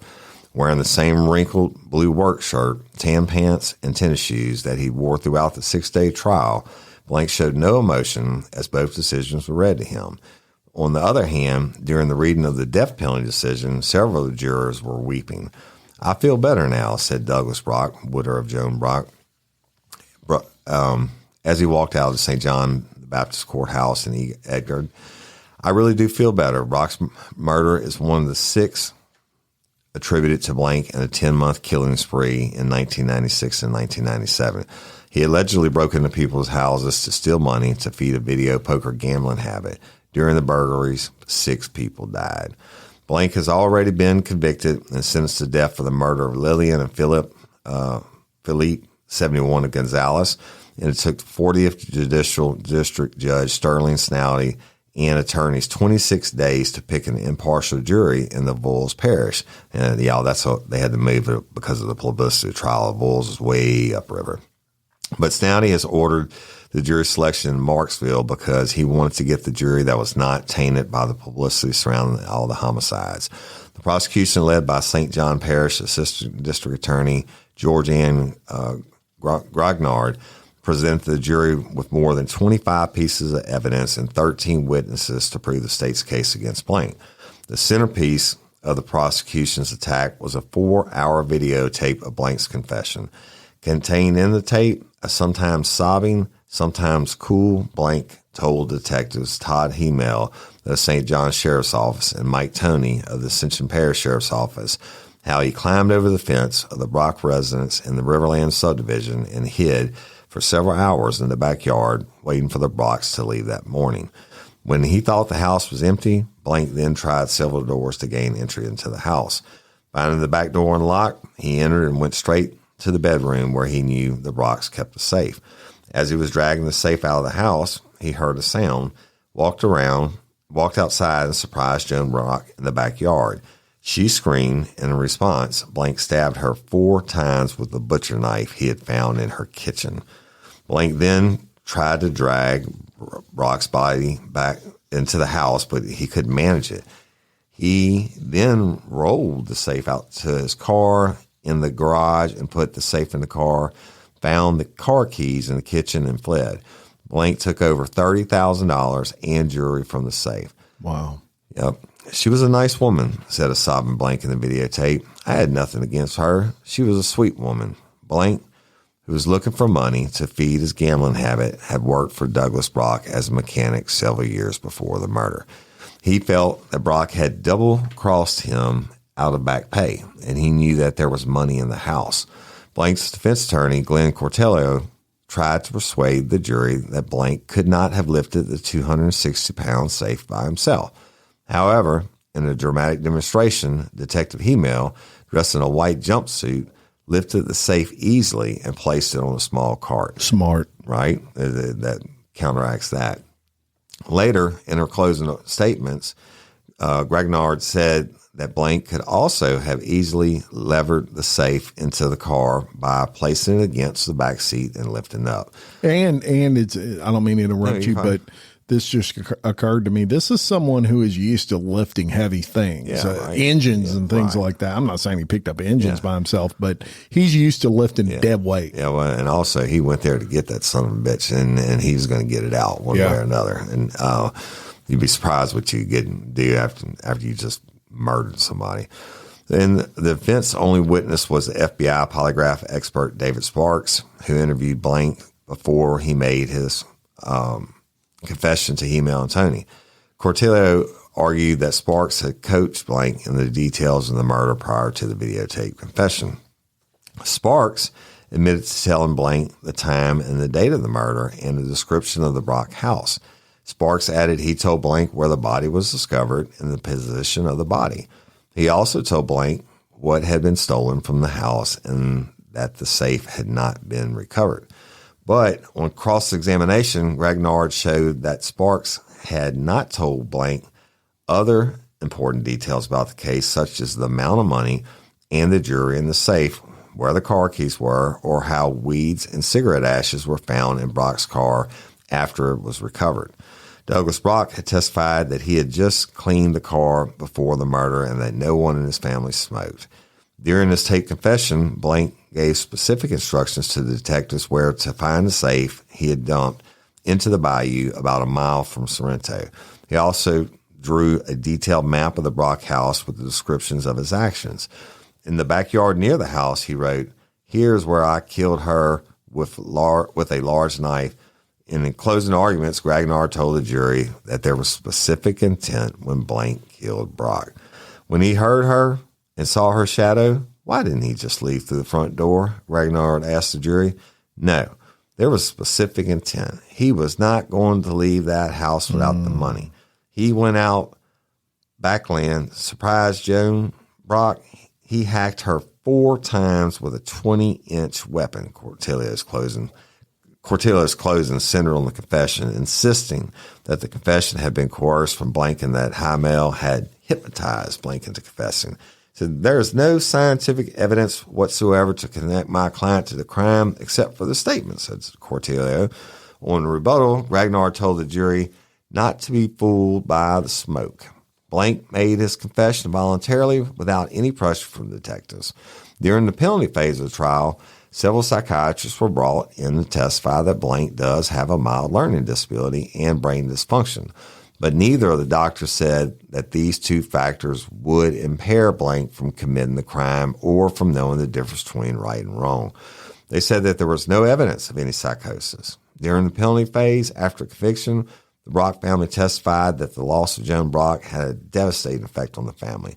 The jury was also told at that point about the other 5 homicides attributed to Blount, which shocked most of the jury since Snowdy had ordered that no mention of the other crimes could be mentioned during the evidentiary phase of the trial. Blount still faces trial for the first-degree murders of Victor Rossi of St. Amant, Barbara Bourgeois of Paulina, and Sam and Luella Curie of Laplace. After the sentence was passed, Joan Brock's daughters were asked if the sentence of death had helped their state of mind. And Stephanie Brock Sanchez said, "We feel a little better about things, but it'll never be the same," added Stacy Brock, Sardinia. "We don't have a mother anymore." Wow. That's powerful. And again, so what happened, like the psychiatrist and the other crimes cannot be admitted as evidence of this dude being a badass during the guilt phase of the trial. All right. Yeah. And once they just the facts on that murder, after that, when you go into the death penalty phase, that's when the guns come out. You can get to any prior criminal history, acts and statements and the facts showing that, hey, this dude gets out, they're going to do it again. That's right. And so he did get sentenced to death, and eventually, just to fast forward there, he was convicted and sentenced to death in that murder of Joan Brock. Lillian Philippi, he was also sentenced to death by lethal injection for the Arcuries. He took a plea on those and pled guilty to 2 counts of first-degree murder and was sentenced to 2 irrevocable life sentences. So he was, when all the dust settled there, he was convicted of everything he did, including 2 death sentences. Right. But there was anytime you're dealing with the judicial system, and especially when you get sentenced to the death penalty, you can believe there's going to be 20 years of appeals and re-looking at evidence and fighting it. One of the reasons he took a plea on the other cases is because he figures it's easier to fight 2 death penalty charges than it is to fight 6. Yeah. And he was able to concentrate on those. So he gets sentenced to Bloody Angola. He's serving his time. He's on death row. On death row. He's doing his appeals, as is sadly standard these days. And on February 17th of 2016, he was granted a stay of execution. And I'll just read you the quick article on that. A stay of execution has been granted for convicted serial killer Daniel Blount by the Louisiana Supreme Court on Wednesday.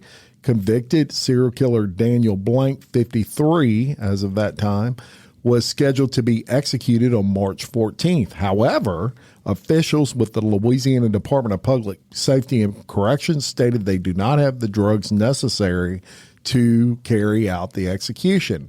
A stay of execution is court ordered to temporarily suspend the execution of a court judgment or other court order. And it goes into, all of the people that he killed. But they were having a problem with the drugs that they still supposedly have a problem with. And so won't be a problem anymore. Jeff Landry just got elected governor, and he's a very pro death penalty. That's right. He's about to end all that. So he's still appealing, right? And he got that stay of execution. And one of the things that he tries to work on these appeals is they were basically trying to say he was misled into why they wanted to meet in the first place, the police. Remember in the prior episode, we told you that they went, meaning the detectives, went to Texas to formally interview him, I guess you could say. And they released some of that transcript. And so I'll read you a little bit of that because it's interesting, and we'll get Woody's thoughts on it. So the detective says, "Do you think we traveled this distance to speak to you about casino winnings? Do you think that's legitimately why we're here?" And Daniel Blank says, "Well, basically, you wanted to know where I got all my money from, and that's why I gave him the papers," meaning the papers documenting the money he had won at the casino. The detective then says, "Well, we want both. Both of us took a good number of notes, and we've been speaking to you for about an hour and a half now." And Daniel Blank says, "Uh-huh." And the detective says, "Every single question that we asked you, we knew the answer to. And we do that for one reason, to see if you're going to lie to us." Sound accurate, Woody Overton? Absolutely. So it sounds like this detective knew what he was doing. Daniel Blank says, "Right."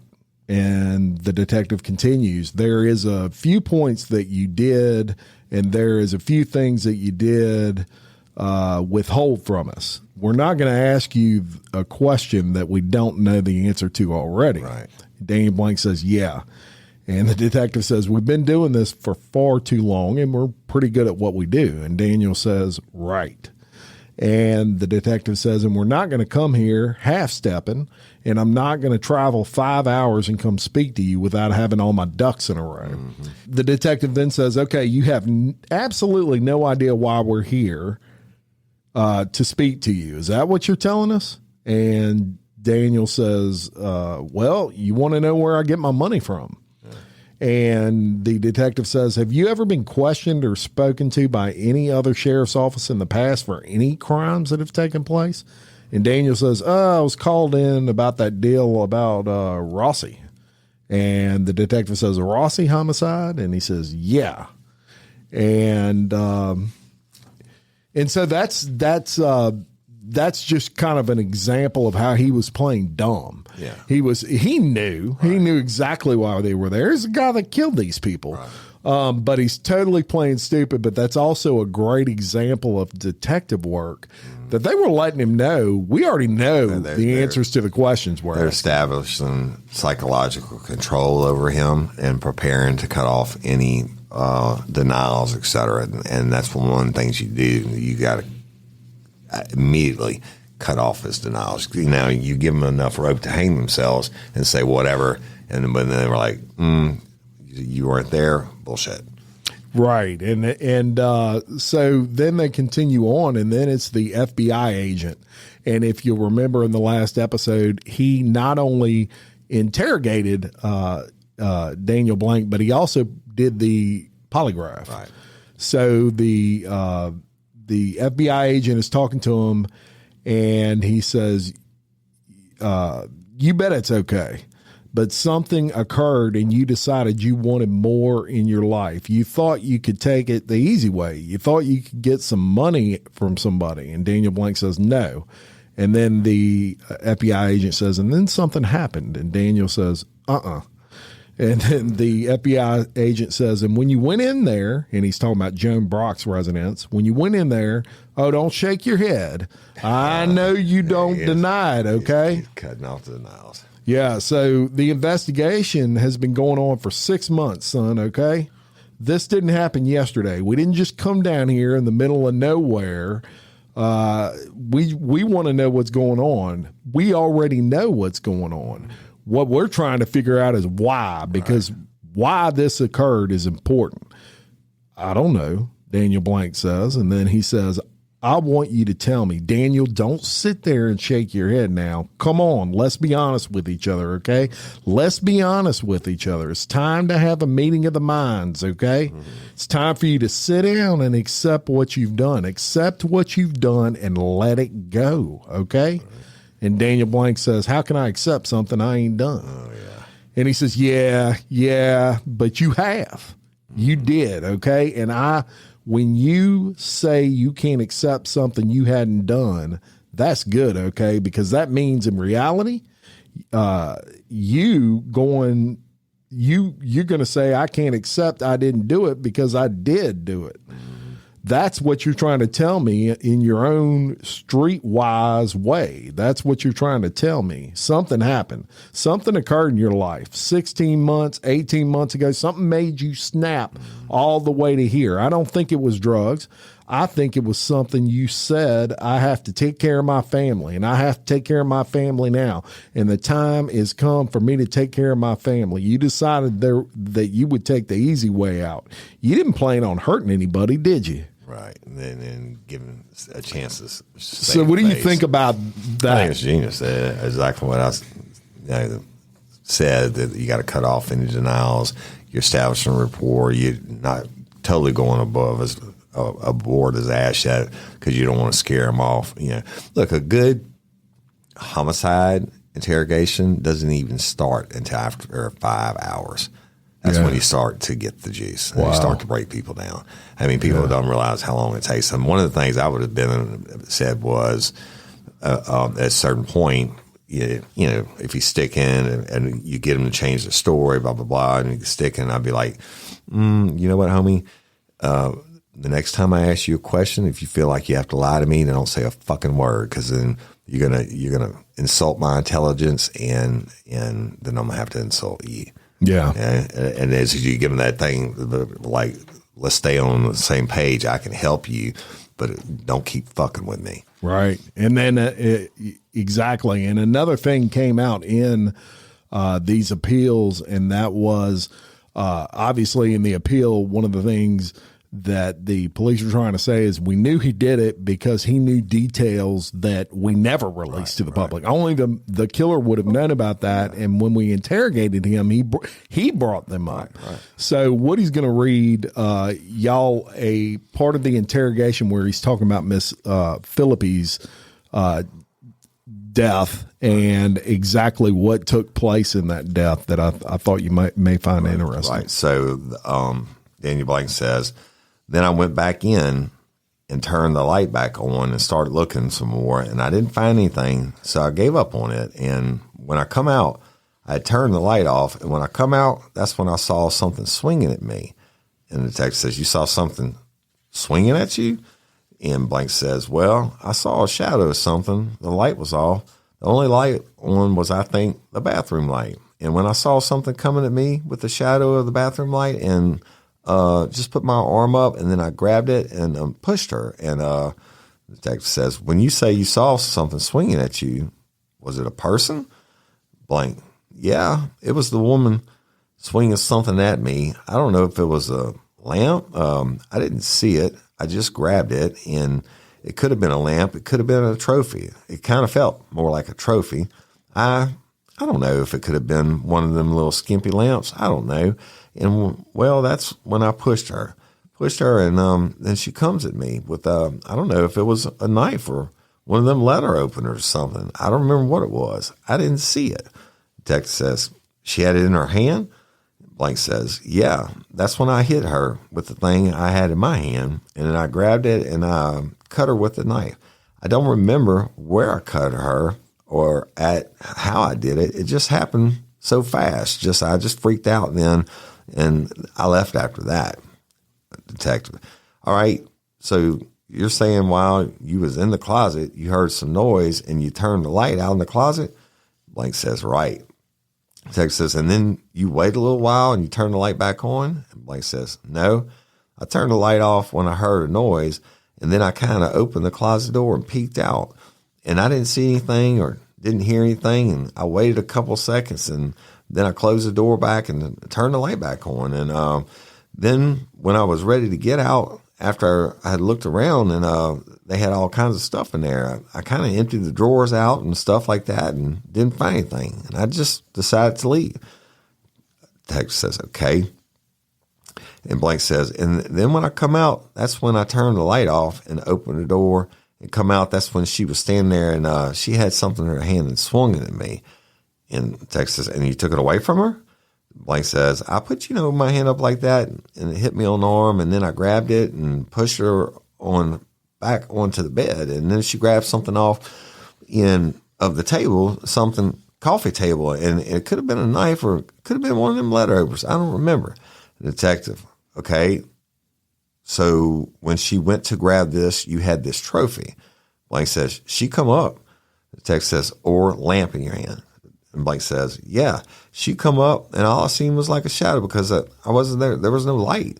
And the light was where I was shining from the bathroom, and the bathroom door wasn't all the way open. It was kind of cracked. And, then she come back at me with the knife, and I tried to grab it, but I couldn't see her arm to grab it. And I just kind of ducked to the side, and I hit her with the thing that I had in my hand. Well, the detective says, what part of the body did you hit? And he says, I think it hit her in the head. I ain't sure. And Blank says, I think that's where I hit her. The detective says, and what did she do? Blank says, well, after that, I pushed her, and then I grabbed her hand with the knife, and I know I cut her. I don't know where, but the detective says, was she standing up when you cut her? Or, and Blank interrupts and says, no, she was laying on when I pushed her, she was laying across the bed or at the edge of the bed. And after that, I did that, and then I left. And the detective says, but you hit her with the knife too then? Blank says, yeah. And the detective says, okay, you left. Blank says, I grabbed her arm or hand or something and went back with it, and then I took the knife, and I ain't positive, but I think I hit her twice with it. I ain't sure. I don't remember. It just happened so fast, and I was just scared, and I just took out and left.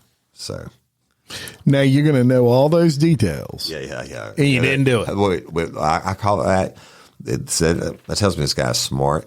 He's actually replaying in his mind. Mm-hmm. He's saying it's not like he's reading the script. He's like, oh yeah, that's right, because the bathroom light was on. It wasn't this light, right? It was the bathroom light.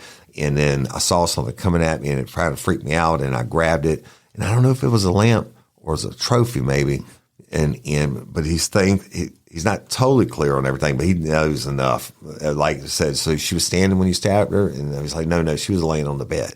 Yeah. Why would you say that? Right. Why would you make that up? And the detective questioning him, he already knows where she was stabbed and all these things. I would imagine what you're doing at this point is trying to build a case. Trying to get him to confirm, you're proving that he knew. Confirm the evidence that you have. Yeah. So good job by them. And then, one other thing that came up on the appeal, and a good thing to ask you, Woody, is the polygraph itself. And Daniel Blank tried to say that, he didn't know he could get out of a polygraph. That's bullshit. You have polygraph rights, and they read it to you before every exam. There you go. And here was just a short conversation that took place between him and the detectives when they asked him to submit to a polygraph. Daniel Blank, what choice do I have? Detective, well, it's your choice. I mean, and then the other detective says, it's your choice. And Daniel Blank says, if I refuse it, then what? And the detective says, that's your prerogative. I mean, this is something that we ask you before, if you're responsible for committing to these homicides, and you stated no. And Daniel Blank says, I mean, if I refuse it, then what are y'all going to do to me? And the detective says, well, I got to be honest with you. If you're looking from a investigative standpoint, it doesn't look too good. I mean, but that's only my opinion. I mean, that's just my opinion. Right. And Daniel Blank says, well, what I'm saying is, if I refuse to take the polygraph, what are you going to do? You going to arrest me? And the detective says, you're not under arrest. Right. So Right. you have You're that playing conversation. the game It's of cat and mouse. recorded. Right. That proves that they're telling you they're not threatening to arrest They you. never threatened. They're just saying they don't look good if you keeps- refuse. And it didn't. They weren't lying about that. Let me tell you something. Getting people past, giving them permission for the polygraph is probably the hardest thing to do, especially the guilty people. Now, there's two kinds of people who take the test. The ones who take it because they know they can pass it, and the ones who take it, like Daniel Blount, because they know their ass is in a crack, and they're hoping by some miracle that, they'll show a no deception indicated. That's right. And so, long story short, he exhausts his appeals, and now he's in a position where he is just awaiting his death Always coming. in Bloody. Bloody Angola. He's on the road. And guess what? He was one of the ones that did this recent clemency push or whatever, push for clemency hearings. But, time is up. And the new sheriff's in town, per se, with Jeff Landry coming in, because he's the one that's been fighting the governor about it. And the governor basically in the end came out and said he didn't believe in executions and all that. But I'm going to give a shout out to investigators, Sheriff Jeff Wiley, St John Parish. Look, great guy. I actually did my internship for my polygraph license. They had a certified polygraph examiner by this time, Greg Landry. And Jeff Wiley had to prove it. I had to go over there every week and stuff and work with this one of his detectives who was a polygraph guy. Look, in the St. John Parish Sheriff's Office, one of the best, equipment wise and training wise and everything else. And Mike Toney has been there forever. He's got to be retired now, but I knew him and worked cases with him. But he was the lead investigator on the case for St. John Parish. And then Willie Martin, who is the sheriff of St. James Parish, a great guy, shout out. And Sid Berthelot was the first responding officer in St. James Parish, shout out to him. And Todd Hamel was the lead investigator for St. John Parish, shout out. I mean, not that often they get to work these. And C.J. Destor was the investigator for St. John Parish who assisted. And Dow Brin, the investigator for Gonzales Police, I don't believe he's there any longer. And Dan Funk, who was the FBI special agent. These guys brought probably one of the most prolific serial killers you never heard about. Absolutely. And so shout out to the just amazing detective work by a lot of those guys and something very admirable. If you know any of those guys and they're still around and would like to do an interview with us, we'd love to have them on, sit down and talk to them. I think Sheriff Wiley is a senator now, or senator or congressman or something. Not congressman, but I saw him at the Chamber of Commerce when I did the Chamber of Commerce. Oh, did you? He was with Jason, Okay. Sheriff Ard, and Well, it'd be great if we could Jason get said, him "You on." remember Jeff Wiley?" I said, "Sheriff, yeah, I remember." And I told him about the polygraph thing. He laughed, and he was out in Caitlin Adale's case and all the big cases over the years. But he's since retired and moved on. We want to remember the victims of these cases, and I'm sure there's a lot of family out there that are listening to this right now. Right, yeah. Matter of fact, I know one in particular that her cousin was involved in this. So shout out to you, and Victor Rossi, Barbara Bourgeois, Lillian Philippi, Sam Arcuri, Luella Arcuri, Joan Brock, all murdered. But you're in our thoughts and prayers and your families. Yeah, it's a ripple effect in time someone's murdered. That people just hear the headline of the murder victims, but every one of them have families. Yeah. And Leonce and Joyce Millett, who were not killed, they were survivors. And I'm sure they have family still out there. Yeah, and Patreon members, thank you again for your support. Y'all go to patreon.com and type in Bloody Angola.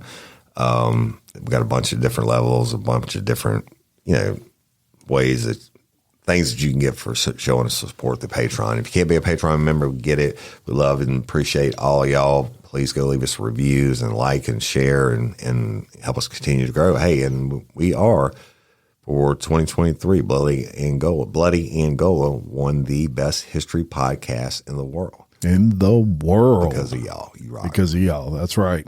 And we appreciate that so much. So until next time, I'm Jim Chapman. I'm Woody Overton, your host of Bloody Angola, a podcast 142 years in the making. Complete story of America's bloodiest prison.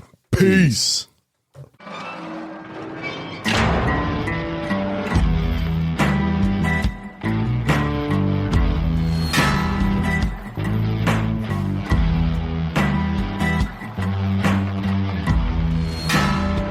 I walk a straight line, shackled and chained.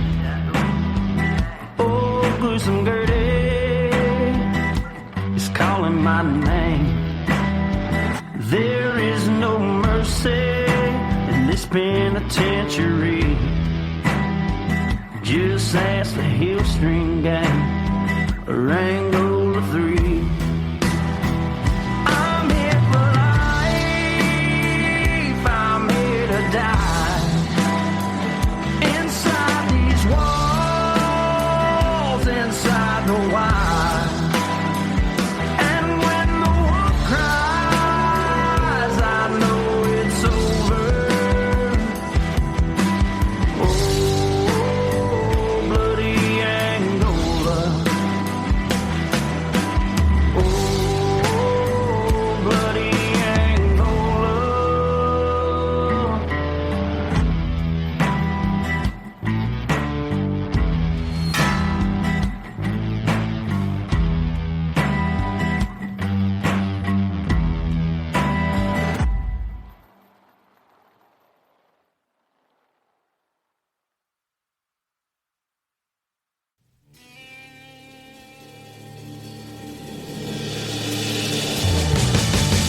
You have the right to remain silent. Anything you say can and will be used against you in a court of law. You have a right to an attorney prior to or during any question. If you can't afford one, the court will appoint one for you. Do you understand your rights? When the wolf is at your door, your running's over, that's for sure. He already knows all about you. Cut you down, no matter by you. Now you better walk the line. Real life, real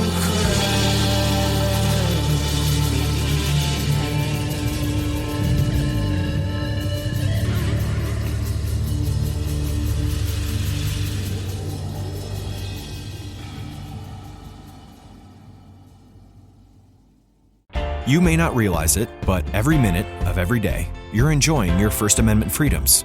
You can wear what you want, give out your opinion for free, even if it's unpopular. Listen to your playlist. You can put a sign out on your front lawn that says, "Vote for Bigfoot, someone you can believe in." Pray to the God of your choice, or don't. You have the right to hang with a posse that thinks like you do. Tell the government what you think about its policies. They're the freedoms that let you be you, and they're all brought to you by the First Amendment.